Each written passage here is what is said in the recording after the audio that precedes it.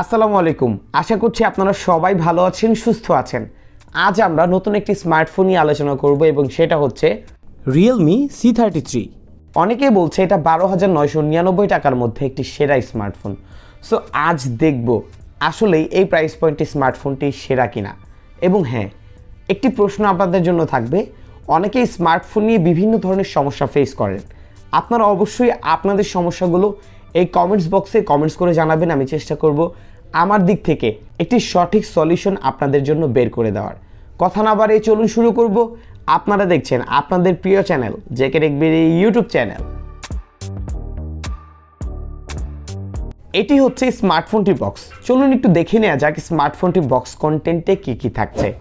স্মার্টফোনটি বক্সটি খুললেই পেয়ে যাবেন আরও একটি মিনি বক্স এবং সেখানে কিছু ইউজার ম্যানুয়াল গাইড রয়েছে একটি সিম ইজেক্টর পিন, টাইপ এ টু টাইপ বি একটি কেবল, রয়েছে একটি 10 ওয়াটের অ্যাডাপ্টার এবং হ্যাঁ, স্মার্টফোনটির বক্সে কোনো প্রকার ব্যাক কভার প্রোভাইড করা হয়নি। এবং এটি হচ্ছে Realme C33 স্মার্টফোনটি। চলুন ভিউয়ার্স, এখন আমরা আলোচনা করব স্মার্টফোনটির ডিজাইন, বিল্ড কোয়ালিটি এবং স্মার্টফোনটির ডিসপ্লে সম্পর্কে। ডিসপ্লের ক্ষেত্রে স্মার্টফোনটিতে ইউজ করা হয়েছে 6.5 ইঞ্চির IPS HD+ রেজুলেশনের ডিসপ্লে এবং এটিতে 60 হার্টজের রিফ্রেশ রেট আমরা পাচ্ছি। স্মার্টফোনটির নিট ব্রাইটনেস থাকছে 400 নিটস।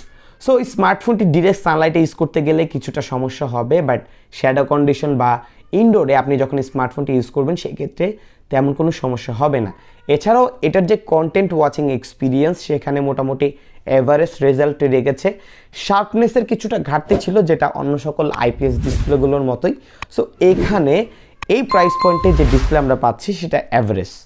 পারফরমেন্স, চলুন দেখে নেওয়া যাক স্মার্টফোনটির পারফরমেন্স সেকশনে কী থাকছে। স্মার্টফোনটিতে ইউজ করা হয়েছে 3GB র্যাম, 32GB রম। অনেক স্মার্টফোন রয়েছে যে আমরা 3GB র্যাম বা 4GB র্যাম হলেও সেখানে অ্যাপস ওপেনিংয়ে অনেক টাইম নেয়।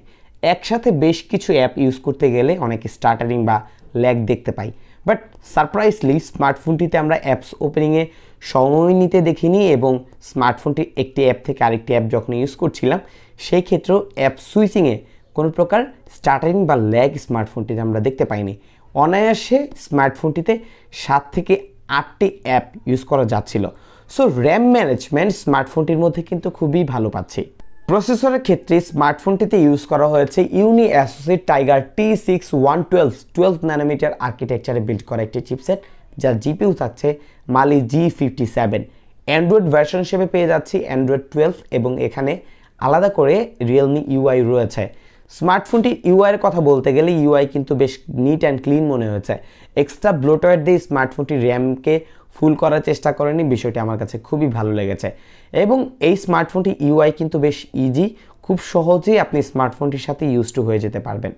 যদি এই স্মার্টফোনটির ওভারঅল পারফরমেন্সের কথা বলি, স্মার্টফোনটির পারফরমেন্স আমার কাছে বেশ ভালো লেগেছে এবং গেমিং এক্সপিরিয়েন্সের দিক থেকে এই বাজেট সেগমেন্টের মধ্যে হ্যাঁ, এটা মোটামুটি একটি এন্ট্রি লেভেলের একটি গেমিং স্মার্টফোন। স্মার্টফোনটির মধ্যে ফ্রি ফায়ার, আপনারা কল অফ ডিউটি খেলতে পারবেন, বেশ কিছুটা ল্যাগ বা স্টার্টারিং ফেস করবেন, বাট স্মার্টফোনটিতে আপনারা পাবজি লাইটও খেলতে পারবেন, তেমন কোনো সমস্যা হবে না। তবে বেশিক্ষণ খেললে সেই ক্ষেত্রেও ল্যাগ স্টার্টারিং আপনারা দেখতে পাবেন। এছাড়াও স্মার্টফোনটির মধ্যে আপনারা 2D যে গেমগুলো রয়েছে চাইলে সেগুলো খেলতে পারেন, সেই ক্ষেত্রে তেমন কোনো সমস্যা হবে না। যেহেতু এটি একটি লাইট ইউজারদের জন্য স্মার্টফোনটি লঞ্চ করা হয়েছে, সো পরামর্শ থাকবে আপনারা স্মার্টফোনটির মধ্যে যে অ্যাপগুলো ইউজ করবেন সেখানে অবশ্যই চেষ্টা করবেন লাইট অ্যাপগুলো ইউজ করার। সেই ক্ষেত্রে স্মার্টফোনটি লং টাইম আপনারা ভালো একটি পারফরমেন্স পাবেন। ক্যামেরা সেকশন, এই স্মার্টফোনটির মধ্যে আমরা কিন্তু ডুয়েল রেয়ার ক্যামেরা দেখতে পাচ্ছি, যার মেইন ক্যামেরাটি 50 মেগাপিক্সেল রয়েছে, একটি 0.3 মেগাপিক্সেল একটি depth sensor. Front selfie camera পেয়ে যাচ্ছেন 5 মেগাপিক্সেল। হ্যাঁ, স্মার্টফোনটির 50 মেগাপিক্সেল যে ক্যামেরাটি রয়েছে সেটা সত্যি ইমপ্রেসিভ রেজাল্ট করতে পেরেছে। আমরা এই প্রসেসরের সাথে আগের যে স্মার্টফোনগুলো দেখতে পেয়েছি সেখানে কিন্তু ক্যামেরার দিক থেকে এতটা অপটিমাইজ করতে পারেনি, বাট এবার কিন্তু সারপ্রাইজলি স্মার্টফোনটির ক্যামেরা রেজাল্ট এই প্রাইস পয়েন্টে আমার কাছে বেশ ভালো লেগেছে। ভালো ক্যামেরা এই স্মার্টফোনটির মধ্যে আপনারা পাবেন। সো আপনাদের উদ্দেশ্যে বেশ কিছু ছবি শেয়ার করছি, অবশ্যই দেখবেন। তবে স্মার্টফোনটির ফ্রন্ট ক্যামেরা একটু বেটার হওয়ার প্রয়োজন ছিল। অবশ্যই ছবিগুলো দেখবেন এবং কমেন্টস করে জানাতে ভুলবেন না স্মার্টফোনটির ক্যামেরা আপনাদের কাছে কেমন লেগেছে।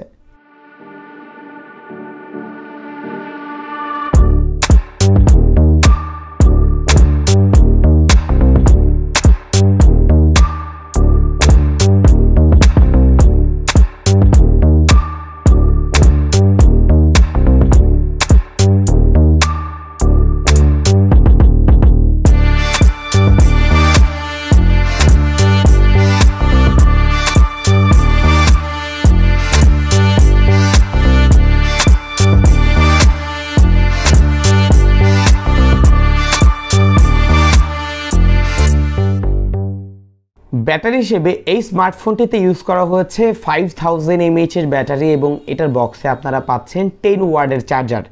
এই চার্জার দিয়ে এই স্মার্টফোনটিকে চার্জ করতে মোটামুটি 2.5 ঘন্টার বেশি সময় লাগবে। তবে যদি স্মার্টফোনটির ব্যাটারি ব্যাকআপের কথা বলি, আপনারা যারা নর্মাল ইউজার রয়েছেন তারা অনায়াসে স্মার্টফোনটি থেকে একদিনের বেশি ব্যাটারি ব্যাকআপ পেয়ে যাবেন। যদি একটু হার্ডকোর ইউজার হয়ে থাকেন সেই ক্ষেত্রে দিন শেষে আবার চার্জ দেওয়ার প্রয়োজন হতে পারে, বাট নর্মাল ইউজারদেরকে টার্গেট করে যেহেতু স্মার্টফোনটি নিয়ে আসা হয়েছে, সো এটার ব্যাটারি নিয়ে কমপ্লেন করার মতো আশা করছি কিছু পাবেন না। একটি স্মার্টফোন কখনোই পারফেক্ট হয় না, সেটা আমি বরাবরের মতোই বলে থাকি, বাট এই স্মার্টফোনটির মধ্যে আমার কাছে মনে হয়েছে যে এটা 85% পারফেক্ট। হ্যাঁ, 85% পারফেক্ট হওয়ার বেশ কিছু কারণ রয়েছে। প্রথমত, স্মার্টফোনটির ডিজাইন কিন্তু খুবই স্টাইলিস্ট, খুবই লুক্রেটিভ ডিজাইন।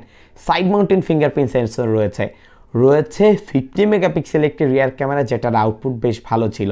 স্মার্টফোনটির র্যাম পাচ্ছি আমরা 3GB র্যাম, 32GB রম। প্রসেসরও আমরা পাচ্ছি একটি এন্ট্রি লেভেলের বাজেট ফ্রেন্ডলি একটি গেমিং প্রসেসর। সব কিছু মোটামুটি ভালো, বাট প্রাইস, হ্যাঁ, এই স্মার্টফোনটির যে স্পেসিফিকেশন রয়েছে সেই অনুযায়ী স্মার্টফোনটির প্রাইস কিছুটা বেশি বলেই মনে হচ্ছে। এটা প্রাইস এই সিচুয়েশনে 12,000 টাকা হলে বেস্ট হতো, তাহলে একটি গুড ডিল হয়ে যেত। এখনও যে গুড ডিল নয় সেটা বলছি না, বাট প্রাইস 12,000 টাকা হলে আরও ভালো হতো। সো ভিউয়ার্স, এই ছিল আজকের ভিডিও। যদি ভিডিওটির মাধ্যমে আপনি উপকৃত হয়ে থাকেন, ভিডিওতে লাইক করবেন, কমেন্টস করবেন, শেয়ার করতে ভুলবেন না। বিদায় নিচ্ছি আমি জাকারিয়া হাসান পার্থ। আসসালামু আলাইকুম।